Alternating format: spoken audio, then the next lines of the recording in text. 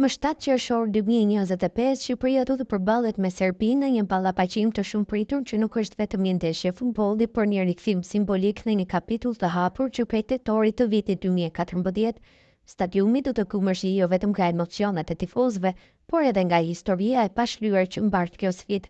Në qendër të kësaj ndeshjeje qëndrojnë 3 figura kyçe të kombëtares shqiptare: Berat Gjimshiti, Kristian Aslani dhe Rehi Manaj, një treshe që përfaqëson forcën, inteligjencën dhe ambicien e një Shqipërie të re dhe më të pjekur. Berat Gjimshiti ka qenë padyshim një prej mbrojtësve më të konsoliduar të viteve të fundit në Serie A, me Atalantën e jo vetëm që ka ndërtuar një karrierë solide në mbrojtje, por është kthyer në një lider në fushë.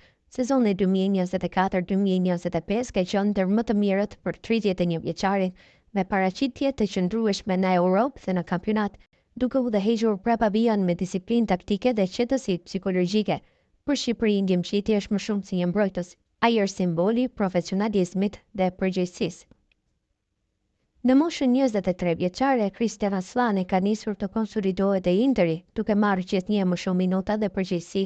Ai është një lojtar që kombinon elegancën teknike me vizionin dhe qetësinë në ndërtimin e lojës.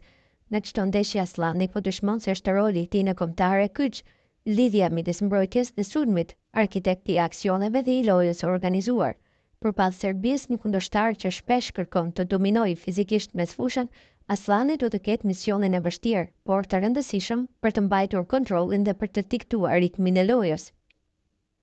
Rehi Manaj gjithnjë një emër që ka ngjallur emocione të përziera në publikun shqiptar, po përjeton një rilindje pas një sezoni të suksesshëm me Sivaspori në Superligën turke, ku ka qenë protagonist me gola të rëndësishëm.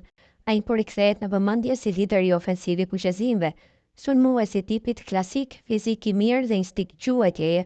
Manaj është lojtari që mund të bëjë diferencën përballë mbrojtjeve të forta.